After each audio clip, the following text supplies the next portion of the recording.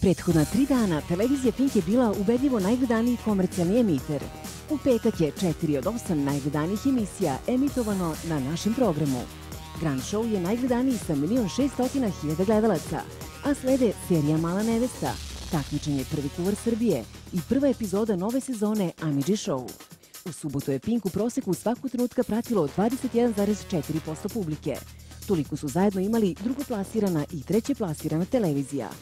Najgledanije je ubedljivo bila prva emisija nove sezone Zvezde Granda sa preko 2 miliona gledalaca. Slede Nove kursadžije sa 1.350.000 gledalaca i Magazinin sa 1.150.000. I konačno, juče Pink je ponovo bio izbor gledalaca Srbije. Čak 6 od 10 najgledanijih emisija prikazane su na našem programu. Iznad svih je Trenutak istine sa 1.700.000 gledalaca. Sledi Smešno ćoše kod Đoše sa 1.400.000 gledalaca i Nacionalni dnevnik koji je ubedljivo najgledanija informativna emisija svih komercijalnih emitera. U 10 najgledanijih plasirale su se i Jelena Bačić-Alempić koja je ugostila Željka Mitrovića u emisiji Dobroveče Srbijo i standardno među najgledanijima je Lea Kiš u okviru Nedeljnog popodneva. Odlične rejtinge imali su i Genijalci, kao i druga epizoda show programa VIP Room koju je pratilo 1.160.000 gledalaca. Televizija Pink. Znamo se.